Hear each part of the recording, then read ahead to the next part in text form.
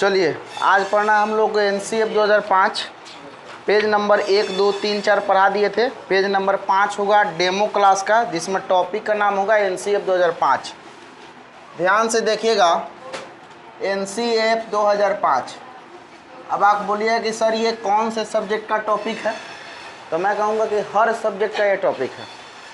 देखिए seated paper 1 हो चाहे पेपर 2 हो, जिसमें 5 सेक्शन आपको मिलता है, जिसमें सबसे पहले आपको सीडीपी, मैथ, ईवीएस, हिंदी शिक्षण, हिंदी वगैरह मिलता है ना। तो सभी विषय में आपको एनसीएफ 2005 से सवाल पूछे जाएंगे, हर विषय में, है ना।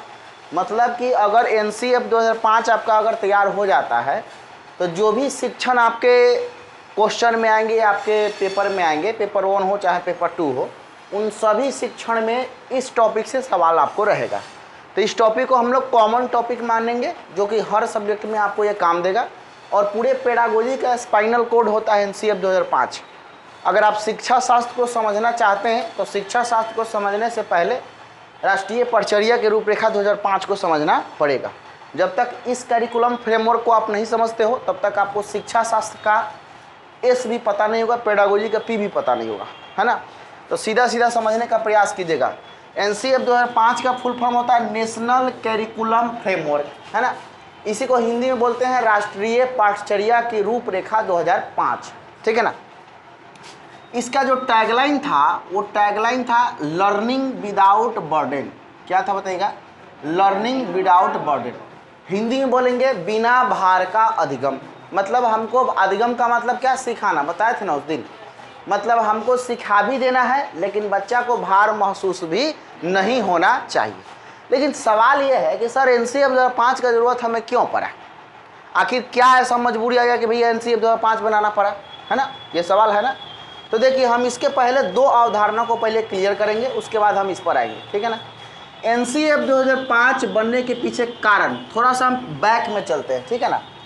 जो प्राचीन युग में जो शैक्षिक व्यवस्था था हमारा, उसको हम लोग बोलते थे शिक्षक केंद्रित शिक्षा। क्या बोलते थे? शिक्षक केंद्रित शिक्षा। और शिक्षक केंद्रित शिक्षा को हम लोग बोलते थे इंग्लिश में टीचर सेंटर्ड एजुकेशन, है ना। ये कब का था? जब प्राचीन युग का, यह प्राचीन युग मतलब बहुत पहले ये वाला शिक्षा व्यवस्था हमारे देश में लागू था, है ना। तो जब टीचर सेंटर्ड एजुकेशन हमारे देश में लागू था तो टीचर सेंटर्ड होता था द्विध्रुवीय शिक्षा पद्धति। कितना ध्रुवीय? द्विध्रुवीय। जिसमें पहला ध्रुव पर होता था इसमें शिक्षक और दूसरा ध्रुव पर कौन होता था? बालक। चूंकि इसका नाम है टीचर सेंटर्ड, है ना। जैसे नाम से ही देखिए शिक्षक केंद्रित, तो केंद्र में कौन रहेगा? शिक्षक रहेगा। ये हो गया पहला ध्रुव और ये हो गया दूसरा ध्रुव। और इसका नाम है शिक्षक केंद्रित, तो केंद्र में कौन रहेगा? शिक्षक। आज जो केंद्र में रहेगा बाबू, उसी के मन के अनुसार काम होगा। अगर यहाँ पर केंद्र में बालक होता तो बालक के मन के अनुसार काम होता। अगर केंद्र में शिक्षक है तो मालिक कौन होगा? शिक्षक होगा। मतलब जो शिक्षक को मन करेगा वही काम होगा, क्योंकि मालिक इसका कौन है? शिक्षक है। कौन वाला शिक्षण पद्धति में? शिक्षक केंद्रित शिक्षा में, है ना। अब इसीलिए चूंकि मालिक शिक्षक है तो जो शिक्षक को मन में आता था वो करता था, उसमें बच्चा बोल नहीं सकता है। अब इसमें एक्टिव फेज का काम जो होता था, मतलब सक्रिय भूमिका इसमें निभाता था कौन? तो शिक्षक। और बालक इसमें होता था गौण। गौण मतलब चुपचाप, जो नहीं कुछ बोलता हो, है ना। और बालक इसमें होता था हमारा निष्क्रिय पक्ष। कौन सा पक्ष? निष्क्रिय पक्ष। अब चूंकि देखिए यहाँ पर जो टीचर को मन करेगा वही काम होगा। अगर मान लीजिए क्लास में 50 बच्चे हैं, उसमें एक टीचर गया पढ़ाने के लिए और बोला कि चलिए ईवीएस निकालिए, आज हम लोग आप लोगों को ईवीएस पढ़ाएंगे, है ना। तो उसमें से 50 में से 40 स्टूडेंट का ये कहना कि नहीं सर आज ईवीएस छोड़ दीजिए, आज मैथ पढ़ा दीजिए। तो चूँकि शिक्षा केंद्रित शिक्षा व्यवस्था है तो हम जो बोले हैं तुमको सुनाई नहीं दिया है। क्या बोले हैं? तो सर मैथ पढ़ाने के लिए, ईवीएस पढ़ाने के लिए। तो ईवीएस बोले हैं निकालने के लिए, तो ईवीएस निकालो, कोई तुम्हारा दलील सुनने हम यहाँ पे नहीं आए। अब वो जो हो गया कि बच्चा के रुचि का बिल्कुल भी ख्याल न रखना, मतलब बच्चा के मन का ख्याल न रखना, इंटरेस्ट का ख्याल न रखना, उसके मन का कोई ख्याल, हम जो कह दिए सो कह दिए। अब जो कह दिए सो कह दिए वो वाला शिक्षा व्यवस्था कौन हो जाएगा? शिक्षा केंद्रित, that is teacher centred education. बच्चा के रुचि का कोई ख्याल उसमें नहीं रखा जाता है। मतलब मालिक उसका कौन है? शिक्षक है। तो निष्क्रिय भूमिका तो केवल निभा रहा है शिक्षक। ये तो हो गया गौण, ये तो सक्रिय भूमिका निभा रहा है शिक्षक, लेकिन निष्क्रिय हो गया कौन? बालक। ये तो हो गया गौण। इसके मन के अनुसार काम हो रहा है क्या? नहीं, इसके मन के अनुसार काम हो रहा है शिक्षक के मन से। तो ये तो राजा हो गया भाई, कि हम जो कहेंगे वो तुमको करना पड़ेगा। अब बालक क्या हो गया? प्रजा। इसीलिए इस शिक्षा व्यवस्था का नाम भी पड़ गया था राजतांत्रिक शिक्षा व्यवस्था। कौन सा? राजतांत्रिक शिक्षा व्यवस्था। अब देखिए, जो राजा कहेगा वही बात हमको मानना है ना। तो इसका नाम पर तो भाई सत्तावादी वाला बात हो गया कि हम सत्ता में है, हम जो कहेंगे तुमको करना होगा। तो इसीलिए इसका नाम भी पड़ गया कौन सा? सत्तावादी शिक्षा व्यवस्था। क्या पड़ गया? सत्तावादी शिक्षा व्यवस्था। अब देखिए, समझ रहे, ये सब कहानी हम आपको कब बता रहे हैं? प्राचीन युग की कहानी बता रहे हैं, जब हमारे देश में शिक्षक केंद्रित शिक्षा व्यवस्था हुआ करता था। तो पहले गुरुकुल चलता था। गुरुकुल का नाम सुने हैं ना? इसमें एक गुरुजी होते थे और उसमें बच्चे आकर के शिक्षा ग्रहण करते थे। तो वो वाला जो शिक्षा व्यवस्था था ना बाबू, वो शिक्षक केंद्रित ही था। अब उसमें गुरुजी जो कह दिए सो कह दिए। बच्चा का यह मजाल नहीं है कहने कि नहीं ऐसा काहे बोले हैं, ऐसा कर देते तो ज़्यादा अच्छा रहता। मतलब गुरुजी का आज्ञा है, हमको मानना ही पड़ेगा। तो उस समय तो गुरुजी जो कहेंगे वो बच्चा को बात मानना है। मतलब पूरा राज किसका चलता था? गुरुजी का। इसीलिए नाम पड़ गया उसका शिक्षक केंद्रित शिक्षा। सही है। लेकिन देखिएगा, अब जब वर्तमान युग हमारे पास में आया, धीरे धीरे जमाना बदला। जमाना बदलने के बाद में कुछ मनोवैज्ञानिकों ने इस पर विचार करना चालू किया और उन्होंने सोचा कि जब बच्चा के पास में शिक्षक है, बालक है, और बीच के मध्यस्थता को निभाने वाला कोई मीडियम ही नहीं है मेरे पास, मतलब ये भी उद्देश्यहीन है और ये भी उद्देश्यहीन है। आप कहिएगा सर कैसे उद्देश्यहीन हो गया? अरे भैया, इसके पास कोई सिलेबस नहीं है कि हमको क्या करना है। अब गुरुजी जो पेड़ के नीचे बैठ करके शिक्षा देते थे, उनको सिलेबस पता रहता था कि आईएएस निकालने के लिए उनको क्या करना पड़ेगा, वो सीधे ज्ञान देते थे। उनके पास में कोई सिलेबस नहीं था और बच्चा के पास भी कोई सिलेबस नहीं था कि आज हमको क्या पढ़ना है। तब बिना टारगेट का सीधे बस्ता ढुआई हो रहा है। बात को समझने का प्रयास कीजिएगा। तो इसमें कुछ मनोवैज्ञानिकों ने विचार किया कि इसमें तो कोई लक्ष्य ही नहीं है, मतलब ये उद्देश्यहीन शिक्षा व्यवस्था हो गया। कोई अप्रोच नहीं इसका, कोई उद्देश्य नहीं, और बिना उद्देश्य के अगर कोई काम करते हो तो दिस इज नॉट गुड, वह सही नहीं है। अब मान लीजिए आप यहाँ पर पढ़ने आए, आपका कोई ना कोई उद्देश्य है। उद्देश्य है कि हमको शिक्षक बनना है, उद्देश्य ये है कि सीटेट निकालना है, तो सीटेट का सिलेबस है ना जी, और हम आपको आए हैं उस उद्देश्य को पूरा कराने के लिए। तो हमारा भी एक उद्देश्य है कि सीटेट निकलवाना है ना, और हमको भी ये पता है कि हमको इसमें क्या क्या पढ़ाना होगा। तो दोनों एक दूसरे के उद्देश्य के लिए, प्राप्ति के लिए काम करें। लेकिन यहाँ पर तो दोनों में से किसी के पास कोई उद्देश्य नहीं था। गुरुजी के पास में जा रहा है तो किस लिए? तो ज्ञान लेने के लिए, ज्ञान लेने के लिए जा रहा है। पता नहीं कौन सा ज्ञान आज देंगे वो, ठीक है ना। लेकिन यहाँ पे पता होता है, यहाँ आज एनसीएफ वाला ज्ञान मिलेगा। क्यों? क्योंकि पाठ्यक्रम आपके पास में है। तो प्रॉब्लम ये हुआ कि जब दो ध्रुवीय शिक्षा व्यवस्था बनाया गया तो शिक्षक है, बालक है, लेकिन इन दोनों के बीच में एक उद्देश्य की प्राप्ति के लिए मध्यस्थता निभाने वाला कोई ना कोई तीसरा ध्रुव होना चाहिए। तब जो है, अब वर्तमान युग का जो शिक्षा व्यवस्था है इसमें एक तीसरा ध्रुव जोड़ा गया, जिसको ऐसे चित्रित किया गया है। पहला ध्रुव पर कहा गया कि पहले जैसे शिक्षक रहता था वैसे रहेगा, है ना। दूसरा ध्रुव पर कहा गया कि जैसे पहले बालक रहता था वैसे रहेगा। और तीसरा ध्रुव पर नया वाला कौन जुड़ेगा? हमारा पाठ्यक्रम, जिसको हम लोग बोलते हैं कैरिकुलम। सही है, समझ में आ रहा है? अब देखिएगा, ये भी हो गया हमारा पहला ध्रुव, ये हो गया दूसरा ध्रुव, और ये हो गया हमारा तीसरा ध्रुव। इसका नाम पड़ गया बाल केंद्रित शिक्षा। क्या नाम पड़ गया? बाल केंद्रित शिक्षा। अब इसको हम लोग बोलेंगे सी, चाइल्ड सेंटर्ड एजुकेशन, सीसी, और ये था टीसी। अब इसके नाम को देखिए, कहता है बाल केंद्रित शिक्षा। अब भैया सुनो, बाल केंद्रित तो केंद्र में कौन रह रहा है? बालक। तक किसके मन के अनुसार काम होगा? हाँ, यहाँ पर केंद्र में कौन रह रहा था? यहाँ पे केंद्र में कौन रह रहा है? तो इसमें शिक्षक के मन के अनुसार काम हो रहा था, इसमें किसके मन के अनुसार काम होगा? बालक के मन के अनुसार काम होगा। मतलब जो बालक कहेगा वही काम होगा। अब आए हम ईवीएस पढ़ाने के लिए और बोले कि चलिए आज हम ईवीएस पढ़ाते हैं, तो 50 में से 40 बच्चा कहता है कि नहीं सर आज मैथे पढ़ा दीजिए, मन नहीं है ईवीएस पढ़ने का, तो आपको क्या करना होगा? मैथ ही पढ़ाना होगा, ईवीएस को छोड़ देना होगा। क्यों?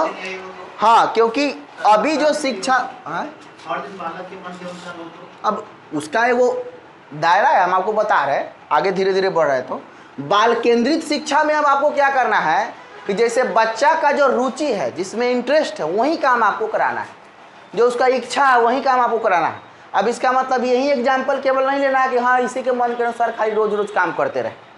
उसका अलग अलग इंटरेस्ट हो सकता है, उसका अलग अलग रुचि हो सकता है, सिखाने में अलग अलग रुचि लेकर, लेकिन हाँ उसके मन को हमको ध्यान में रखना होगा कि यह क्या चाहता है। अगर सोचिए आपको जिस काम में मन नहीं लगता है, वो काम हम आपको अगर ज़बरदस्ती करवाएंगे तो सही से नहीं हो पाएगा। हो पाएगा क्या? नहीं। लेकिन जिस काम में आपको मन लग रहा है वो काम हम आपसे करवा रहे हैं, तो उसमें आप अच्छा करिएगा ना। अब वही वाला सिद्धांत यहाँ पर अपनाया गया कि बालक का जो मन कर रहा है क्यों ना हम वही काम करवाएं, ताकि बालक उस काम को अच्छा से करेगा। और ये दोनों जो है, इस दोनों के बीच में मध्यस्थता का काम कौन करेगा? पाठ्यक्रम। करिकुलम रहेगा तो हमको पता चलेगा भैया कि सुनो हमको क्या पढ़ना है, और दोनों के बीच में टारगेट रहेगा। शिक्षक को भी यह पता रहेगा कि हमको आज क्या पढ़ाना है और क्लास 1 में कितना पढ़ाना है, और बच्चा को भी यह पता रहेगा कि हमको क्या क्या पढ़ना है। तो एक अब टारगेट के उद्देश्य की प्राप्ति कौन करा रहा है? हमारा पाठ्यक्रम करा रहा है। तो तीसरा ध्रुव जोड़ना जरूरी था कि नहीं जरूरी था? अब तीसरा ध्रुव जोड़ने से फायदा क्या होगा कि बच्चे एक उद्देश्य के साथ में काम करेंगे। बिना लक्ष्य के आप कोई भी काम करते हैं जीवन में तो सही नहीं है। अब कोई टारगेट ही नहीं है। जैसे मान लीजिए कि आप यहाँ पर आ रहे हैं तो कहाँ जा रहे हैं? तो ज्ञान लेने जा रहे हैं। कहाँ? तो एन टीचिंग में। कोई जरूरी थोड़े ना है, दूसरे जगह भी चले जाते। ज्ञान जब लेना है तो कोई और भी दे देगा ना, घर पर दादाजी भी दे सकते हैं। होता है कि नहीं बताइएगा? लेकिन आप यहाँ पर आ रहे हैं, इसका मतलब क्या है? कोई ना कोई आपका उद्देश्य है और उस उद्देश्य की प्राप्ति। तब बिना उद्देश्य का हमको कोई काम नहीं करना है, बिना लक्ष्य का कोई काम नहीं करना है। अब प्रोफेसर जॉन डीवी महोदय ने इस पर खूब विचार दिया। उन्होंने कहा कि तीसरा ध्रुव अगर पाठ्यक्रम को न जोड़ा जाए तो बच्चे उद्देश्यहीन काम करेंगे, उसका कोई अप्रोच नहीं रहेगा, जीवन में कोई लक्ष्य नहीं रहेगा, जीवन में कोई टारगेट नहीं रहेगा। इसीलिए तीसरा ध्रुव को जोड़ना जरूरी है। तो वर्तमान में तीसरा ध्रुव जुड़ गया, कौन सा? पाठ्यक्रम। अब चूंकि इसका नाम पड़ गया बाल केंद्रित, तो बालक के मन के अनुसार काम होगा। अच्छा यहाँ पर देखिए बालक कौन है? प्रजा है ना। तो इसीलिए आप प्रजा के अनुसार ही काम हो रहा है, तो इसका नाम पड़ गया प्रजातांत्रिक शिक्षा व्यवस्था। क्या पड़ गया? प्रजातांत्रिक शिक्षा व्यवस्था। सही है, क्योंकि किसके अनुसार काम हो रहा है? प्रजा के अनुसार। यहाँ पर किसके अनुसार काम हो रहा था? राजा के अनुसार। सही बात है। अच्छा सीधा सीधा समझने का प्रयास कीजिएगा। प्राचीन युग में जो शिक्षा व्यवस्था था कौन था? शिक्षा केंद्रित। वर्तमान में कौन हो गया? बाल केंद्रित। अब देखिए तीसरा ध्रुव तो हमारे पास में जुड़ गया कि पाठ्यक्रम रहेगा। चलो ये बात सही है, लेकिन सवाल यह है कि खाली पाठ्यक्रम को जोड़ने से थोड़े होगा। अब कैरिकुलम तो हम जोड़ दिए, लेकिन सवाल यह है कि हमको कैरिकुलम में भी क्या पढ़ना है, कितना पढ़ना है और कैसे पढ़ना है। ये तीनों सवाल का जवाब कौन देगा? अब ये तीनों सवाल हमारे पास फिर खड़ा हो गया। पाठ्यक्रम हम आपको बता दिए कि चलो ये कैरिकुलम, लेकिन कैरिकुलम में भी हमको क्या पढ़ना है, कितना पढ़ना है, कैसे पढ़ना है, फिर इसका जवाब भी तो किसी न किसी को देना पड़ेगा ना। अब सपोज डेट मान लीजिए क्लास 2 में भी हमको मैथ पढ़ना है और क्लास 8 में भी हमको मैथ पढ़ना है, तो क्लास 2 में कितना पढ़ना है और क्लास 8 में कितना पढ़ना है। करिकुलम का मतलब क्या कि मैथ तुमको पढ़ना है, चलो भाई मैथ पढ़ना है, लेकिन मैथ ही क्लास 2 में कितना पढ़ेंगे और क्लास 8 में कितना पढ़ेंगे, दोनों का कंटेंट अलग अलग हो कि नहीं बताइएगा। दायरा दोनों का अलग अलग होगा ना, तो सवाल का ये पता नहीं चल पा रहा था कि हम कितना पढ़े और क्लास 2 में किस किस विषय को पढ़े, क्लास 6 में किस किस विषय को पढ़े, क्लास 8 में किस किस विषय को पढ़े, क्लास 10th में किस किस विषय को पढ़े, मतलब हमको क्या पढ़ना है। सही है। और तीसरा है कि देखिए क्या और कितना का तो पता चलिए कि हमको ये पढ़ना है और इतना पढ़ना है, लेकिन कैसे पढ़े, पढ़ने का ढंग नहीं पता है। अब ये भी सवाल उसके पास में खड़ा हुआ, तो तीसरा सवाल हमारे पास क्या कि कैसे उसको पढ़ना है। सही बात है। अब इन तीनों बात पर, इन तीनों टॉपिक पर विचार देने के लिए हमारे देश में विभिन्न संगठनों का स्थापना हुआ, विभिन्न आयोग का स्थापना हुआ। अब उसके बारे में हम आपको चर्चा कर रहे हैं कि कौन कौन से आयोग की स्थापना उस समय की गई। अब चलिए, इतना बात आप लोग को समझ में आ गया ना, शिक्षा केंद्रित क्या है, बाल केंद्रित क्या है, ठीक है ना।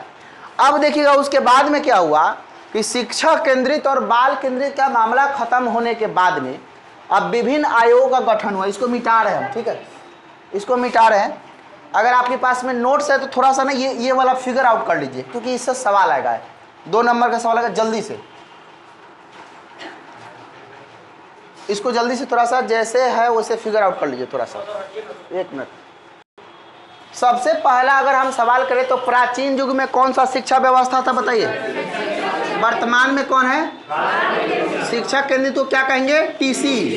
इसमें केंद्र में कौन रहेगा, दूसरा ध्रुव पर कौन रहेगा, द्विध्रुवीय होता है कि 3 ध्रुवीय, द्विध्रुवीय। पहला ध्रुव पर कौन, दूसरा ध्रुव पर कौन, सक्रिय भूमिका कौन निभाएगा, निष्क्रिय भूमिका कौन निभाएगा, गौण भूमिका कौन निभाएगा। प्रजातांत्रिक शिक्षा व्यवस्था किसे कहेंगे, बाल केंद्रित को प्रजातांत्रिक बोले हैं, समझ रहे ना। राजतांत्रिक शिक्षा व्यवस्था किसको कहेंगे, शिक्षा केंद्रित को। सत्तावादी शिक्षा व्यवस्था किसको कहेंगे। अच्छा बताइए, वर्तमान युग में शिक्षा पद्धति कौन है, बाल केंद्रित, द्विध्रुवीय के 3 ध्रुवीय। पहला ध्रुव पर कौन, दूसरा ध्रुव पर कौन, तीसरा ध्रुव पर कौन, केंद्र में कौन रहेगा, किसके मन के अनुसार काम होगा, सक्रिय भूमिका दोनों निभाएगा, कौन कौन, शिक्षक और बालक, सही है। अच्छा, इसको कौन शिक्षा व्यवस्था के नाम से है, प्रजातांत्रिक शिक्षा व्यवस्था के नाम से है। क्लियर बात है, इतना बात आप समझ गए ना। इतना बात समझ गए तो हमारे पास 3 सवाल खड़ा हुआ, क्या पढ़ना, कितना पढ़ना, कैसे पढ़ना।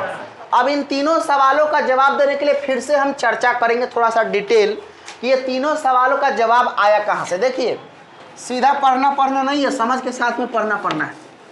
हम आपको चाहे तो 10 मिनट में लेक्चर खत्म करके सीधे आगे बढ़ा देंगे, लेकिन आप बनने वाले हैं भावी भविष्य के शिक्षक, तो आपको टॉपिक के बारे में एकदम डिटेल नॉलेज होना चाहिए।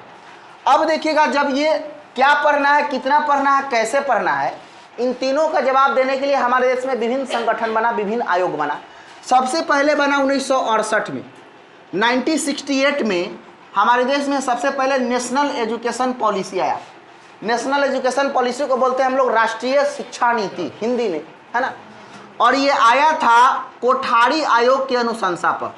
1964 में कोठारी आयोग का स्थापना हुआ था और 1966 में कोठारी आयोग ने अपना सुझाव दिया था, किसको, भारत सरकार को। उस समय क्या था कि 1964 में कोठारी आयोग का स्थापना हुआ, 1966 में सुझाव दिया, तो इसीलिए कोठारी आयोग की स्थापना की जब बात आती होगी तो लिखा रहता है 1964-66 लिखा रहता है ना, क्योंकि 64 में स्थापना हुआ था, 66 में सुझाव दिया था। तो इसके अनुशंसा पर हमारे देश में सबसे पहले राष्ट्रीय शिक्षा नीति, जिसको हम लोग नेशनल एजुकेशन पॉलिसी बोलते हैं, वो कब बन करके आया, 1968 में। फिर दूसरी बार हमारे देश में 1986 में राष्ट्रीय शिक्षा नीति बन करके आया। इसको भी हम लोग क्या बोलेंगे, नेशनल एजुकेशन पॉलिसी, लेकिन यह भारत में पहली बार था और ये आया दूसरी बार। और सब पॉलिसी जब देश में आया तो कुछ न कुछ अपना विचार रखा। क्या क्या विचार रखा देखिएगा। अब 1986 का पहला विचार क्या था और दूसरा विचार क्या था। पहला विचार 1986 का यह कहना था कि हमारे भारत देश में डिस्टेंस एजुकेशन का प्रचार प्रसार कराया जाए। अब डिस्टेंस एजुकेशन का नाम सुनते होंगे, जिसको हम लोग खुला विश्वविद्यालय के नाम से जानते हैं। इग्नू का नाम आप लोग सुने, Indira Gandhi national open university, सुने हैं ना। अब चूंकि 1986 में हमारे भारत देश में कांग्रेस का सरकार था, इंदिरा गांधी प्रधानमंत्री थी, तो उस समय अपने ही नाम पर एक ओपन एजुकेशन की स्थापना की, जिसका नाम पड़ गया इग्नू। उस समय प्रधानमंत्री थी तो वो अपने ही नाम पर Indira Gandhi national open university. तो डिस्टेंस एजुकेशन का प्रचार प्रसार अपने देश में सबसे पहले किस पॉलिसी में किया गया, 1986 के दूसरे वाले पॉलिसी में, ठीक है। उसके बाद में इसमें एक और चीज का जोड़ दिया गया, ऑपरेशन ब्लैकबोर्ड अभियान। ऑपरेशन ब्लैकबोर्ड अभियान की शुरुआत कब की गई, 1986 में। आप कहिएगा सर ये ऑपरेशन ब्लैकबोर्ड अभियान क्या है। तो ऑपरेशन ब्लैकबोर्ड अभियान वह अभियान है जिसमें 1 से 5वीं क्लास के बच्चों को कैसे शिक्षा दिया जाए, उसके लिए कैसा स्कूली वातावरण प्रदान किया जाए, उसके लिए भवन का निर्माण कैसे किया जाए, मतलब प्राथमिक एजुकेशन को आगे बढ़ाने के लिए ये जो है ब्लैक बोर्ड अभियान चला था जिसका नाम क्या था, ऑपरेशन ब्लैक बोर्ड अभियान। तो दो बात पर चर्चा हुआ किसमें, नेशनल एजुकेशन पॉलिसी दूसरी बार जब हमारे देश में आया था तो दो बात पर चर्चा हुआ। सबसे पहला कि अपने देश में डिस्टेंस एजुकेशन का प्रचार प्रसार होना चाहिए। क्यों? क्योंकि बच्चे जब एजुकेशन हमारे पास ले रहे हैं, अगर किसी नौकरी में चले जाते हैं तो बाद में उसका एजुकेशन रुके नहीं, इसलिए डिस्टेंस एजुकेशन का स्थापना होना चाहिए। हो गया। दूसरा, ऑपरेशन ब्लैक बोर्ड अभियान का प्रचार प्रसार भी हुआ। उसके बाद में फिर से 1987 में एक कमेटी बना जिसका नाम था आचार्य राममूर्ति कमेटी। मोबाइल बंद कीजिए। दूसरा था आचार्य राममूर्ति कमेटी। क्या नाम था बताएगा? आचार्य राममूर्ति कमेटी। अभी आचार्य राममूर्ति कमेटी का गठन कब हुआ भैया? 1987 में। इसका भी दो सिफारिश था। पहला सिफारिश ये, पहला तो ये विचार दिया कि देखिए अपने देश में उच्च शिक्षण संस्थानों की स्थापना होना चाहिए। मतलब हायर एजुकेशन के लिए बच्चा को अपने देश से विदेश न जाना पड़े। मतलब उच्च शिक्षण संस्थानों की स्थापना, बंद कीजिए ना मोबाइल। उच्च शिक्षण संस्थानों की क्या होना चाहिए बताइएगा? स्थापना होनी चाहिए।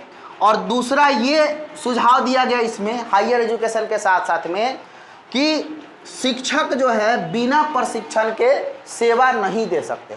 मतलब कि उसको बिना ट्रेनिंग के किसी भी कॉलेज या स्कूल में न भेजा जाए सेवा देने के लिए, पढ़ाने के लिए। बात को समझने का प्रयास कीजिए।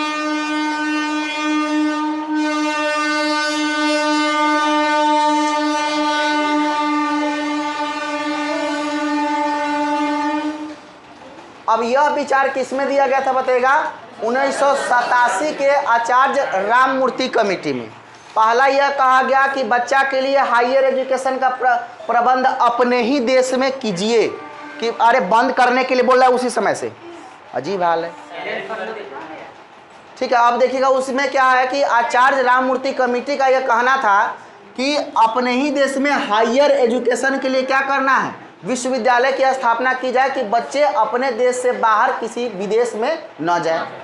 दूसरा यह सिफारिश दिया गया कि बिना प्रशिक्षण के, बिना ट्रेनिंग के बच्चे जो है, टीचर जो है वो अपने विद्यालय में सेवा नहीं देंगे। अगर जब तक जो है टीचर को ट्रेनिंग न दिया जाए, जब तक टीचर को प्रशिक्षण न दिया जाए, तब तक जो है उसको विद्यालय में पढ़ाने का हम मौका नहीं देंगे। ऐसा प्रावधान बनाया जाए। यह कौन कहा था? 1987 के आचार्य राममूर्ति कमेटी ने। ठीक है ना। अब उसके बाद में फिर से एक और कमेटी बना जिसका नाम था 1993 में, और इसका नाम था professor Yashpal committee. Professor Yashpal committee. क्या नाम था बताइएगा? Professor Yashpal committee. अब प्रोफेसर यशपाल कमेटी, अब जाके बाहर बात कीजिए। हेलो, बाहर जाके बात कीजिए, बाहर जाके बात कीजिए। प्रोफेसर यशपाल कमेटी जो है कब बना था बताइएगा? 1993 में, 1993 में बना। और इसका भी दो सिफारिश था। पहला सिफारिश क्या था समझने का प्रयास कीजिएगा। पहला सिफारिश यह था कि आचार्य राममूर्ति कमेटी ने जो दो बातें कही हैं उसका आप सेल्फ ऑब्जर्वेशन कीजिए कि जो कमेटी ने कहा है वह सही है या गलत है, हमको ऐसा करना चाहिए या नहीं करना चाहिए। ठीक है। और दूसरा इसका यह सिफारिश था कि भैया शिक्षा को बोझमुक्त हम कैसे बनाएं। क्या था बताइएगा? शिक्षा को बोझमुक्त कैसे बनाएं। अच्छा, बोझमुक्त का मतलब समझने का प्रयास कीजिएगा। बोझमुक्त कैसे बनाएं, इसका मतलब ये हो गया कि बच्चा को बर्डन भी ना लगे और बच्चा को हम पढ़ा भी दे। तो इस पर आपका क्या विचार है? अब यह टास्क किसको दिया गया भैया? प्रोफेसर यशपाल को। कब दिया गया? 1993 में। और प्रोफेसर यशपाल कमेटी के जो अध्यक्ष थे बाबू, वो खुद कौन थे? प्रोफेसर यशपाल ही थे। कौन थे बताएगा? खुद प्रोफेसर यशपाल महोदय ही थे। अब इनको दो सिफारिश मिला। पहला, आचार्य राममूर्ति कमेटी के क्या कीजिए आप? ऑब्जर्वेशन कीजिए। और दूसरा ये कि शिक्षा को बोझमुक्त हम कैसे बनाएं। तो इन्होंने तो कहा कि सर ये जो प्रोफेसर आचार्य राममूर्ति कमेटी ने जो बातें कही है तो होना ही चाहिए था। अपने देश में हायर एजुकेशन के लिए विश्वविद्यालय बनना चाहिए। अभी आप लोग बीएड कर रहे हैं, क्या हायर एजुकेशन है ना? पहले इसका क्रेज था नहीं, धीरे धीरे अब क्रेज बढ़ने लगा है क्योंकि शिक्षक बहाली आने लगा। लोग आजकल पेपर में देख रहा है कि इतना हज़ार शिक्षक के बहाली, इतना हज़ार शिक्षक का बहाली, जिसका मन नहीं वो भी जा करके बीएड में नाम लिखा रहा है। तो खाली लिखाने से थोड़े हो जाएगा, और मतलब 1.5 लाख रुपया दे करके आप निकल जाइएगा, हमको पता है, क्योंकि पैसे का मार है उसमें। लेकिन हई मार में आप नहीं झेल पाइएगा, बात समझ रहे हैं ना, इसमें पढ़ना ही पड़ेगा आपको। अब सवाल देखिएगा, अब देखिए हायर एजुकेशन की स्थापना होनी चाहिए, और दूसरा जो बातें कही है कि शिक्षकों को सेवा से पहले प्रशिक्षण देना वो भी जरूरी है। तो पहला टास्क इसका क्लियर, किसका बताइएगा, प्रोफेसर यशपाल कमेटी का। लेकिन दूसरा वाला टास्क थोड़ा सा हो गया क्रिटिकल। अब ये बोला भारत सरकार को प्रोफेसर यशपाल महोदय ने कि नहीं सर, शिक्षा को बोझमुक्त कैसे बनाए, ये बड़ा छोटा सवाल नहीं है, ये बड़ा सवाल है, इस पर न जाने हमको कितने विचारक का विचार लेना होगा, इसके लिए आप हमको समय दीजिए।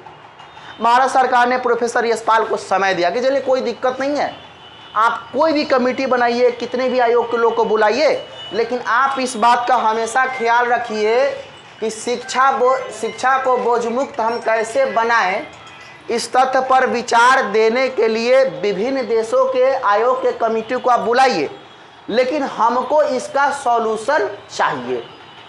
तो प्रोफेसर यशपाल ने भारत सरकार से परमिशन लेकर के विभिन्न देशों के 21 देश के शिक्षाविद को अपने देश में बुलाया, आमंत्रित किया, इनवाइट किया।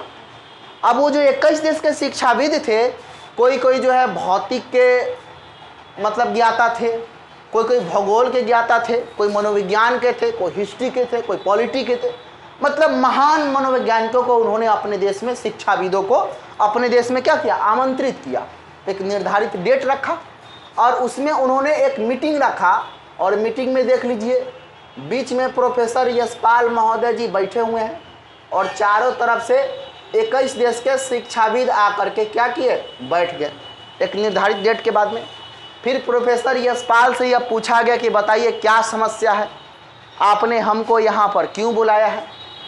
तब इन्होंने कहा कि हमको एक टास्क मिला है कि शिक्षा को बोझमुक्त हम कैसे बनाएं, हम चाहते हैं कि आप सभी महान विचारक अपना विचार इस पर दें कि आपका इस पर क्या सुझाव है, हम कैसे लर्निंग जो है वो विदाउट बर्डन का बनाएं। अब ये तो सब अपने अपने सब्जेक्ट के महारथी थे, अब सब लोगों ने अपना अपना विचार देना चालू किया। सबसे पहला विचार इनसे रखा गया, फिर इनसे, फिर इनसे, फिर इनसे, फिर इनसे, फिर इनसे, मतलब सबको क्या किया गया, स्टेप बाय स्टेप विचार देने के लिए प्रस्ताव दिया गया। अब देखिए, अब यहाँ पर क्या है कि जब ये अपना विचार देना चालू किए तो शिक्षाविद का मतलब आप समझते हैं कि भाई सब्जेक्ट में पूरा पकड़ होगा उसका, और ये भी उसको पता होगा कि इस सब्जेक्ट को हम कैसे पढ़ाएंगे तो बच्चा को बर्डन महसूस भी नहीं होगा और बच्चा पढ़ भी लेगा। तब विचार देना तो ये लोग चालू कर दिया। अब विचार देना जब चालू कर दिया तो उसके बाद में इनके पास में दस्तावेज की कमी पड़ गई। अब दस्तावेज का मतलब समझते हैं ना, खेत लिखवाने जाते होंगे आप लोग कोर्ट में, तो मिलता है ना पेपर, 50 रुपये 100 रुपये का मिलता है ना, तो सरकारी दस्तावेज होता है ना। अब उस समय जो भी सरकारी सुझाव लिखाता था वो दस्तावेज पर ही लिखा जाता था। अब दस्तावेज पर लिखा जाता था तो इनको लगा था कि 2-3 पन्ना में हो जाएगा, लेकिन एक एक शिक्षाविद कम से कम 20 पन्ना बोल दिए। अब उसको रोक भी नहीं सकते कि सर रुक जाइए, इतना ही का काम था, क्योंकि सेमिनार में और मीटिंग में कभी भी अगर कोई शिक्षाविद अपना विचार दे रहा है तो 20 में आप इंटरप्ट नहीं कर सकते, उनको जितना बोलना है उनको बोलने देना होगा। अब देखिए इनके पास में प्रॉब्लम खड़ा हो गया, किनके पास में, प्रोफेसर यशपाल के पास में, कि कैसे दस्तावेज की कमी पूरा होगी। अब एनसीईआरटी के नाम आप लोग सुने होंगे, एनसीईआरटी सुने हैं ना। अब इसके ये बोर्ड, इस बोर्ड के, इस कमेटी के जो अध्यक्ष थे, उन्होंने कहा कि सुनिए भैया यशपाल भाई, दिक्कत नहीं है, टेंशन मत लेना, दस्तावेज की कमी को हम पूरा करेंगे, और उसके साथ साथ में दस्तावेज को पूरे जीवन भर संभालने की जिम्मेदारी हमारे बोर्ड का होगा। मतलब इन 21 देश के शिक्षाविदों के द्वारा जो दिया गया सुझाव है, जो दस्तावेज होगा उसको पूरा जीवन संभाल करके हमारा बोर्ड रखेगा, और उसके बाद में इस पर जितना भी खर्च आएगा वो हम बियर करेंगे। प्रोफेसर यशपाल का हेल्प किया कौन, एनसीईआरटी ने कहा कि उसका पूरा पैसा खर्चा हम, आप सुझाव लो भाई। अब देखिए इन्होंने सुझाव लेना चालू कर दिया, बहुत दिनों तक मीटिंग चलता रहा, 10 बजे से स्टार्ट होता था, 4 बजे खत्म होता था, 10 बजे से स्टार्ट होता, पता लगता है कि एक दिन में एक तो वो शिक्षाविद का सुझाव नहीं खत्म हुआ है ना, 21 देश के शिक्षाविद आए हुए थे। अब देखिए सुझाव देते देते देते देते यह बन गया 180 पेज प्लस, कितना हो गया, 180 पेज प्लस। अब ये 180 पेज प्लस में जो शिक्षाविदों के द्वारा दिया गया सुझाव है वही हमारा जवाब बन गया किसका, तो बच्चा को क्या पढ़ाना है, कितना पढ़ाना है और कैसे पढ़ाना है। और आखिरकार यही 21 देश के शिक्षाविद का सुझाव वर्तमान में हमारा एनसीएफ 2005 के संरचना को तैयार किया और एनसीएफ 2005 का विशेषता बन गया, जिसको हम लोग पढ़ेंगे। और सवाल आपको सीटेट में एनसीएफ 2005 की विशेषता से ही आएगा। 180 पेज को पढ़िएगा एनसीएफ के रिपोर्ट को, तो जितना पढ़िएगा, जितना आपको समझदारी होगा, समझिएगा, उतना ही बतवा हम 180 पेज को 2 पेज में ख़त्म कर दिए। मतलब कि सीटेट में जहां आपसे क्वेश्चन पूछेगा 180 पेज प्लस से, वो वाला पॉइंट हम यहाँ पर नोट कर दिए। आपको दिक्कत 180 पेज पढ़ने की ज़रूरत नहीं है, क्योंकि हमने 180 पेज को पढ़ लिया है, ठीक है ना। अब उससे जो निचोड़ निकला है उस निचोड़ को हमने यहाँ पर संग्रहित कर लिया है। तो आपको अब पढ़ना होगा क्या, एनसीएफ 2005 की विशेषता। अब ये जो बातें हम आपको बताए हैं ये सब एनसीएफ का जड़ बताए हैं कि कहाँ से स्टार्ट हुआ और कैसे हमारे लिए ज़रूरी था। अब इतना आपको जानकारी हो गया कि सबसे पहले ये बताइए कि हमारे देश में सबसे पहले राष्ट्रीय शिक्षा नीति कब आया, 1968 में। दूसरी बार कब आया, 1986 में। 1986 में किसका सरकार था, कांग्रेस का। इसका 2 सिफारिश था। पहला क्या, डिस्टेंस एजुकेशन का प्रचार प्रसार होना चाहिए। दूसरा क्या था बताएगा, ऑपरेशन ब्लैक बोर्ड अभियान की शुरुआत अपने देश में होनी चाहिए। उसके बाद में आचार्य राममूर्ति कमेटी का गठन कब हुआ, 1987 में। इसका भी 2 सिफारिश था, पता है ना। पहला ये कि हायर एजुकेशन का प्रचार प्रसार अपने देश में हो, और दूसरा ये कि शिक्षकों को बिना प्रशिक्षण का सेवा का मौका हम नहीं दें, ठीक है। उसके बाद में हमारे देश में फिर एक कमेटी बना जिसका नाम क्या था, 1993। कौन committee, professor Yashpal. Professor Yashpal committee के अध्यक्ष कौन थे, खुद प्रोफेसर यशपाल थे। इनको 2 सिफारिश मिला कि आचार्य राममूर्ति कमेटी के बाद का क्या करना है, ऑब्जर्वेशन करना है, सेल्फ ऑब्जर्वेशन। और दूसरा ये कि शिक्षा को बोझमुक्त हम कैसे बनाएं, तो शिक्षा को बोझमुक्त कैसे बनाएं इस पर विचार देने के लिए 21 देश के शिक्षाविद हमारे देश में आए, मीटिंग रखा गया और 21 देश के शिक्षाविदों के द्वारा जो दिया गया सुझाव है वो आज के डेट में एनसीएफ 2005 का विशेषता बन गया है, जिसको हम लोग आज पढ़ेंगे। अब आपसे कोई पूछेगा, आप शिक्षक बनने वाले हैं, आपसे कोई पूछेगा एनसीएफ 2005 क्या है, तो आप कहिएगा ये बहुत ज़रूरी था, है ना। अगर एनसीएफ 2005 नहीं रहता तो पढ़ाई अच्छा से होबे नहीं करता। ये बहुत ज़रूरी बात था, इसीलिए ज़रूरी है एनसीएफ 2005। इतना कह करके आप निकल सकते हैं, नहीं निकल सकते। क्यों, क्योंकि आप है शिक्षक, और शिक्षक है तो अगर आपसे कोई पूछे एकदम धाकर बयान दे दीजिए कि देखिए हमारे देश में प्राचीन युग में शिक्षा व्यवस्था तो जहाँ वो टीचर सेंटर्ड एजुकेशन था, वर्तमान में शिक्षा व्यवस्था को हम लोग बाल केंद्रित, जिसको हम लोग सीसी चाइल्ड सेंटर्ड एजुकेशन कहते हैं, वो 2 ध्रुवीय था, ये 3 ध्रुवीय बन गया। 3 ध्रुवीय में तीसरा ध्रुव जो जोड़ा गया उसको हम लोग पाठ्यक्रम के नाम से जानते हैं।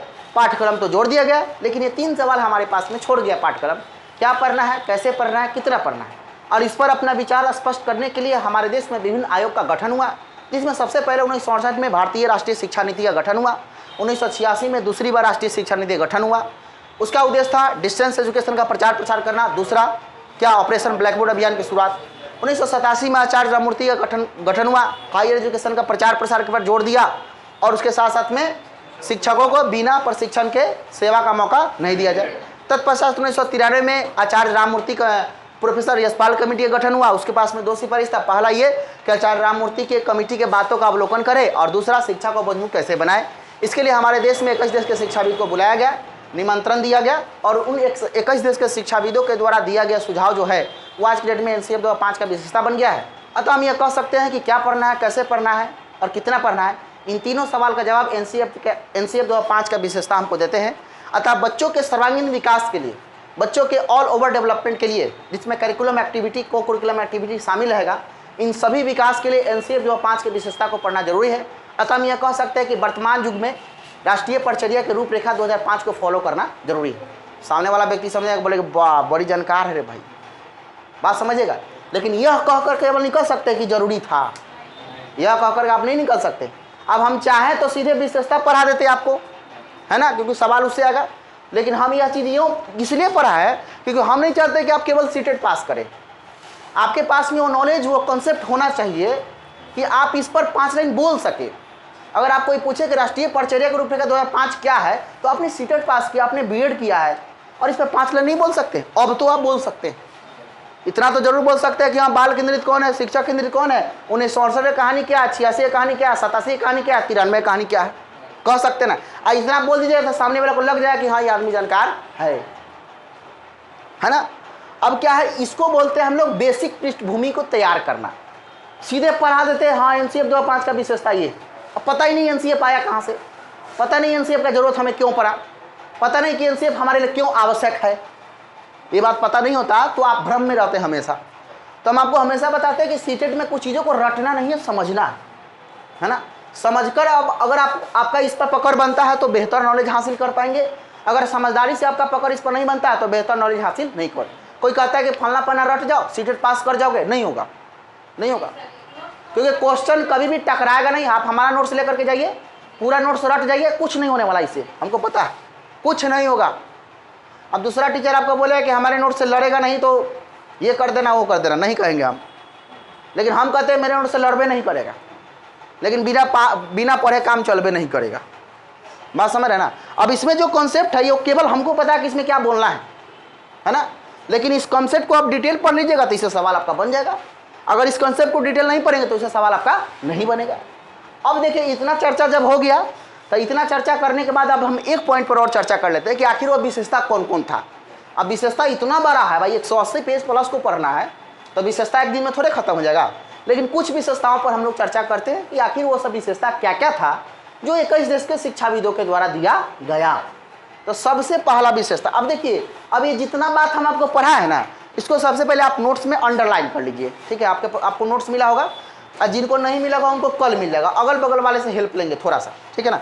देखिए एनसीएफ 2005 का विशेषता आया है आपके पास में, एनसीएफ 2005 टॉपिक डाला हुआ है। देखिए नेशनल करिकुलम फ्रेमवर्क लिखा हुआ है कि नहीं बोलिएगा, अंडरलाइन कीजिए, फुल फॉर्म है उसका। अच्छा उसी को हम लोग हिंदी में बोले हैं राष्ट्रीय पटचर्या के रूपरेखा 2005, और ये किसके लिए उपयोगी है, कक्षा 1 से 12 के लिए, अंडरलाइन कीजिए उसको। सबसे ऊपर में देखिए कक्षा 1 से 12 के लिए लिखा हुआ है ना, जहाँ पर हिंदी में लिखा हुआ राष्ट्रीय पटचर्या के रूपरेखा 2005, उसके नीचे एरो दे करके 1 से 12 लिखा होगा ना, उसको अंडरलाइन कीजिएगा। उसके बाद में एक साइड में लिखा हुआ प्रमुख सूत्र लिखा हुआ है, प्रमुख सूत्र को कोना पर देखिए, प्रमुख सूत्र में लिखा होगा कि बिना भार का अधिगम, देखिए ना आदित्य सर लिखा होगा उसके जस्ट नीचे है ना, तब बिना भार के अधिगम को लर्निंग विदाउट बर्डन बोले है ना। अब ये इसका क्या था, टैगलाइन था। जो टैगलाइन होता है ना किसी अवधारणा का, उस पर वो काम करता है। जैसे मान लीजिए कोई स्कूल खोलता है ना तो लिखता है शिक्षा संस्कार समृद्धि लिखा था, उसके बेल्ट पर उसके टाई पर लिखा रहता है, क्योंकि वो उसका क्या टैगलाइन है ना। तो इसका भी टैगलाइन क्या था, बिना भार के अधिगम, लर्निंग विदाउट बर्डन। मतलब इसका टारगेट ही था कि बच्चा को बोझ महसूस भी हम ना कराए और बच्चा को हम लोग शिक्षा भी दे दे, ठीक है ना। उसके बाद में देखिए क्या कहता है, राष्ट्रीय शिक्षा नीति भारत में सबसे पहले कब आया, 1968 में लिखा हुआ है। दूसरी बार कब आया, 1986 में। बुआ 1986 के बाद में हमारे देश में 34 साल बाद 2020 में आया है नेशनल एजुकेशन पॉलिसी। कोरोना काल में आया था ना। 1986 के बाद में 1986 के बाद में हमारे देश में सबसे लेटेस्ट नेशनल एजुकेशन पॉलिसी कब आया है, 2020 में। 1986 से 2020 के काल को जोड़िएगा तो 34 साल होगा, और 34 साल बाद हमारे देश में फिर से एजुकेशन पॉलिसी बनकर आया, जो अभी हमारे देश में लागू नहीं है, लेकिन रिपोर्ट आ गया है। जो कोरोना काल में आया था, आप लोग सुने होंगे नाम उसका, है ना। ध्यान दीजिएगा, एनईपी और एनसीएफ में बहुत अंतर है। एनईपी मतलब हो गया एजुकेशन पॉलिसी, शिक्षा की नीति, और एनसीएफ का मतलब हो गया करिकुलम फ्रेमवर्क, ये पाठचर्या पर काम करता है और ये शिक्षा के कानून पर काम करता है। दोनों का मामला क्या है, अलग अलग। 3 टॉपिक हम आपको पढ़ाएंगे। सबसे पहला हो जाएगा हमारा एनसीएफ जो अभी पढ़ रहे हैं, दूसरा हो जाएगा हमारा एनईपी, इसको बोलेंगे एजुकेशन पॉलिसी, और तीसरा हो जाएगा RTE, right to education act 2009, शिक्षा का अधिकार अधिनियम 2009, है ना। अब ये 3 टॉपिक का चर्चा अलग अलग होगा। एनसीएफ का चर्चा हम कर रहे हैं, इस पर चर्चा करेंगे, फिर इस पर चर्चा करेंगे, है ना। और ये तीनों इतना ज़्यादा महान टॉपिक है कि अगर तीनों को नहीं जानते तो आप शिक्षा शास्त्र का जीरो है, कुछ नहीं जानते आप। अगर ये तीनों को आप जानते हैं तो शिक्षा शास्त्र का आप हीरो है, 50%, 100% नहीं, है ना। क्योंकि बेसिक को समझने के लिए ना इन 3 टॉपिक को जानना बहुत जरूरी होता है, और ये तीनों हम आपको पढ़ाएंगे। What is right to education act 2009 and what is national curriculum framework 2005 and what is national education policy 2020, है ना। इन तीनों को पढ़ेंगे। And what difference between NCF and NEP and RTE, है ना। बेसिक अंतर को समझेंगे तो आपको समझ आया कि ये मामला क्या है। समझिए कि ये फ्रेमवर्क के लिए काम कर रहा है और ये एक पॉलिसी है शिक्षा को बनाने के लिए, शिक्षा को सुधारने के लिए, क्वालिटी एजुकेशन देने के लिए, और ये एक छोटा सा संविधान है शिक्षा का। कौन? RTE 2009। जैसे हमारे देश के चलाने के लिए संविधान की जरूरत हुआ ना, इंडियन कॉन्स्टिट्यूशन की जरूरत हुआ। भारत का सबसे बड़ा लिखित संविधान कौन लिख दिया? BR अम्बेडकर ने। पूरे विश्व में सबसे बड़ा अगर लिखित संविधान है तो भारत का। तो उसी संविधान पर हमारा देश चल रहा है आज। उसमें एक्ट की चर्चा की गई है कि कौन से धारा में कौन सा एक्ट लगाया जाएगा, कौन से जो है क्राइम में कौन सा एक्ट लगाया जाएगा। तो उसी तरह से RTE भी हमारा क्या है? RTE हमारा है कि ये जो है ना RTE, ये RTE हो गया हमारा कि शिक्षा का कानून है एक प्रकार से। कौन बताएगा? RTE एक छोटा संविधान जिसमें यह बताया गया है कि शिक्षा के अधिकार के अंतर्गत में बच्चा का क्या अधिकार होता है और एक शिक्षा का क्या कर्तव्य होता है, दोनों पर चर्चा की गई। अब इसका बहुत विस्तृत चर्चा है। किसका? RTE 2009 का डिटेल चर्चा है, 2 दिन लगता है इसमें, ठीक है ना। लेकिन आप इसको समझ जाओगे ना तो आप समझिए कि हाँ हमारा क्या कर्तव्य है, हमारा क्या राइट है और बच्चा का क्या अधिकार है और हमारा क्या ड्यूटी है। ये सब चीज़ें समझना जरूरी है। अब देखिएगा उसके बाद 1986 में सबसे पहले दूसरी बार कब आया एजुकेशन पॉलिसी? दूसरी बार कब आया? 1986 में। उसके बाद तीसरी आचार्य राममूर्ति कमेटी का गठन कब हुआ? 1987 में, ठीक है ना। प्रोफेसर यशपाल कमेटी का गठन कब हुआ? 1993 में, ठीक है ना। इतना बात क्लियर होने के बाद अब हम लोग आते हैं किस पर? विशेषता पर। विशेषता पर चर्चा कर लेते हैं, ठीक है ना। ये सब लिखा हुआ आपके नोट्स में, सब लिखा हुआ, ठीक है। उसमें कुछ नहीं, उसमें सिर्फ पॉलिसी बनाया गया, कुछ विशेष विचार नहीं दिया गया। अब देखिएगा उसके बाद में देखिए दूसरी बार 1986 में आया, उसका विशेषता क्या था? देखिए आप अपने नोट्स में देखिए, प्राथमिक स्कूल के लिए ऑपरेशन ब्लैक बोर्ड अभियान चलाया जाए, लिखा हुआ है, अंडरलाइन करो उसको।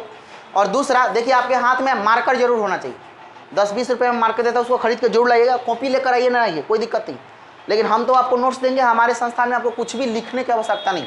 यहाँ पर बेंच पर बैठा के हम लिखाते नहीं, क्योंकि समय हमारे पास कम है, समय आपके पास भी कम है, हमारा से ज़्यादा कम आपके पास है ना, ऐसा हमको लगता है। तो इसीलिए हम क्या करते हैं ना कि इसमें देखिए अब कारण है कि इसमें 80% गृहिणी महिलाएं हमारे पास में पढ़ने आती है ना, जिसको घर संभालना है और पढ़ाई देखना है। अब सवाल ये है सर, अच्छा 80% वैसे विद्यार्थी हमारे पास पढ़ने आते हैं जो कहीं ट्यूशन पढ़ाते हैं, कहीं कोचिंग पढ़ाते हैं, कहीं बिजनेस करते हैं, कहीं दुकान किए हैं, कहीं किराना का दुकान चला रहे हैं, और वो लोग हमारे पास पढ़ने आते हैं। तो इस सब का ख्याल करते हुए हमने सोचा कि कोई ऐसा प्लान हम क्यों ना सेट कर दे, कोई ऐसा प्लान हम क्यों ना, थोड़ा रुक जाइए, कोई ऐसा प्लान हम क्यों ना बना दे कि उस प्लान के तहत में, उस प्लान के अनुसार में हम ऐसा काम करें कि इन लोगों को घर पर पढ़ने की ज़रूरत ना हो। यहाँ पर रटवा दे, यहाँ पर समझा दे। हम जानते हैं आपके पास में समय कम है, आप जाइएगा तो दुकान चलाइएगा, हमको पता है। आप जाइएगा तो आप ट्यूशन पढ़ाइएगा, क्योंकि आप पारिवारिक आदमी, हमको पता है। 80% लोग इसमें फैमिलियर व्यक्ति है ना, जिसको बाल बच्चा को भी संभालना है ना, घर परिवार को भी संभालना है, सास ससुर को भी संभालना है, अब पढ़ाइयों करना है ना। तो हमको ये बात पता है, तो हम ऐसा मेथड, अब देखिए अब NCF 2005 में जितना चर्चा हम किया है, अब इसको लिखवाने में 2 क्लास लग जाता है। आप फिर 1 क्लास में समझाते हैं, तो इसमें हो जाता है हमारा खत्म 5 क्लास। 5 क्लास खत्म होता है, इसको 2 क्लास में हम पूरा समाप्त कर देंगे, क्योंकि जो लिखने वाला काम वो हम कर दिए हैं। आप सीधे आइए, अंडरलाइन कीजिए कि हाँ ये वाला बात है, ये वाला बात है, ये वाला बात है, समझिए और निकलिए। इससे क्या होगा कि शॉर्ट टाइम में हमारा कोर्स खत्म होगा, और दूसरी बात आपका समय का बचत होगा, और तीसरी बात ज़्यादा मेहनत करने की जरूरत आपको नहीं होगा। जो लिखने पर आप मेहनत कीजिएगा वो इसको याद करने और समझने पर लगाइए, बस ये मेरा उद्देश्य है। समझ में आ रहा ना। अब देखिए उसके बाद में क्या कहता है, 1986 में प्राथमिक स्कूल के लिए ऑपरेशन ब्लैक बोर्ड अभियान चलाया गया। दूरस्थ शिक्षा का प्रचार प्रसार किया गया। इंदिरा गांधी खुला विश्वविद्यालय का स्थापना इसी के अंतर्गत में किया गया था, लिखा हुआ है, जिसको हम लोग शॉर्ट में क्या कहते हैं, इग्नू के नाम से जाते हैं, सही है। उसके बाद 1987 में गठन हुआ किसका बताइएगा, आचार्य राममूर्ति कमेटी का गठन हुआ ना। अच्छा, इसका उद्देश्य या सिफारिश क्या था, शिक्षकों को सेवापूर्व प्रशिक्षण दिया जाए, बताए ना अभी, अंडरलाइन कीजिए उसको। उच्च शिक्षण संस्थानों की स्थापना अपने देश में होना चाहिए, देखिए ये बात लिखा हुआ है, अंडरलाइन कीजिए। तीसरा देखिए, चौथा आएगा हमारे पास 1993 में आया ना, 1993 वाला का नाम क्या था, प्रोफेसर यशपाल। और प्रोफेसर यशपाल के अध्यक्षता में पुनः एक कमेटी बनाई गई जिसका 2 सिफारिश था। देखिए पहला सिफारिश क्या था, आचार्य राममूर्ति के सिफारिश का अवलोकन करना, सही है। और दूसरा ये कि शिक्षा को बोझमुक्त हम कैसे बनाएं, यही ना था, शिक्षा को बोझमुक्त कैसे बनाएं। अब इसके लिए फिर देखिए आपके नीचे कल से बता दे रहे, एकदम हिदायत दे रहे हैं, कल से क्लास में जो भी लोग एंट्री लेंगे अपना अपना मोबाइल साइलेंट करके अंदर आना, ठीक है ना। साइलेंट या स्विच ऑफ मोबाइल होना चाहिए। अगर क्लास में फ़ोन आ गया तो हमको क्लास से बाहर के, बहुत ज़्यादा डिस्टर्बेंस होता है, इरिटेशन हो जाता है, बता रहे हैं। अब एक आदमी वे में पढ़ा रहा है और उसमें बीच में आप बात करने लगे तो दिस इज़ नॉट गुड, ये सही नहीं है, कक्षा के अनुशासन और मर्यादा को भी तोड़ता है, ध्यान रखिएगा, क्योंकि आप लोग बनने वाले हैं भावी भविष्य के शिक्षक। इन सब बातों का ख्याल अभी से रखना जरूरी है, ठीक है ना। यहाँ पर है चल जाएगा, हम आपको बोल दे रहे हैं, ज़्यादा नहीं बोलेंगे, कह देंगे बंद कर लीजिए, ये कर लीजिए, लीजिए। कहीं सेमिनार में जाइएगा, कहीं लोगों के साथ मीटिंग कीजिएगा, आपका आदत वहीं रहेगा, खोल के रखिए। वहाँ पर आपको सही गुड मैनर्स नहीं है, बता दें, दिस इज़ बैड मैनर्स, वो सही नहीं है, ठीक है। इसीलिए क्लास में जब भी है, क्लास में आने से पहले आप मोबाइल साइलेंट कीजिए या मोबाइल स्विच ऑफ कीजिए, तभी क्लास में एंट्री लीजिए, ठीक है ना। छोटा क्लास हो बड़ा क्लास हो, अनुशासन आपके हाथ में, क्योंकि आप भावी भविष्य के निर्माता हैं। आपके कंधों पर उन नौनिहालों का जिम्मेदारी आने वाला है, नौनिहालों का जिम्मेदारी आपके कंधों पर आने वाला है। और आप ही अनुशासित नहीं रहिएगा तो फिर बच्चा को क्या पढ़ाइएगा। आपको तो बीएड कॉलेज में सिखाया गया नहीं, हमको पता है, खाली सर्टिफिकेट दे दिया होगा बस चलो। और आप भी यही चाहते हैं, आप भी यही चाहते हैं कि भैया किसी तरह से हमारा 87% आ जाए, 90% आ जाए, बस किसी तरह से हमारा क्लास मैनेजर। बच्चा पैरवी करता है वहाँ पर क्लास मैनेज करने के लिए, लेकिन आपने कभी सोचा है कि उस 2 साल के पीरियड को आपने जो गोल्डन चांस को ख़त्म किया है, वो 3 महीने में हमको यहाँ पे पूरा करना है। वही बात तो हम यहाँ पे पूरा करते हैं, बाकी कुछ है नहीं। लेकिन कम से कम 3 महीना वहाँ पर तो आपको स्ट्रिक्टली व्यवहार आपसे नहीं किया, लेकिन हम यहाँ पर आपसे स्ट्रिक्टली व्यवहार करेंगे, बात जान लीजिएगा। आपको अच्छा लगेगा तो रहिएगा हमारे संस्थान में, नहीं अच्छा लगा कोई दिक्कत नहीं, गेट हमेशा खोल के रखते हैं, अंदर से उसमें हैंडल भी नहीं लगाए, इसलिए कि खुला रहे हमेशा। अब इसलिए क्योंकि देखिए हम थोड़ा सा बोलते हैं, लेकिन थोड़ा सा कड़वा है, लेकिन ये सच है। अगर आप मेहनती छात्र नहीं है तो मेरे पास मत आइएगा। अगर आप सही में चाहते हैं कि हमको निकालना है, क्योंकि हम बहुत मेहनती हैं, पसीना बहा करके आप लोग ये काम करते हैं, तो काम करने का मतलब ये है कि आपसे एक्सपेक्टेशन मेरा भी रहता है। ये हमारे बच्चे हैं, इनको परिवार की तरह मानते हैं, है ना, और परिवार की तरह मानकर पढ़ाते हैं, तो हम ये सोचते हैं कि ये जितना अच्छा कर जाएगा तो इनसे हमारा नाम होगा। ऐसा नहीं है, आपका भविष्य तो सुधर ही जाएगा, आप सरकारी शिक्षक बन जाइएगा, और उससे हमारा भी भविष्य सुधर जाएगा कि कहीं जाएंगे तो लोग कहेंगे हम फलाने सर से पढ़े हैं और अभी हम सरकारी शिक्षक हैं। तो दोनों का एक्सपेक्टेशन एक दूसरे से जुड़ा हुआ है।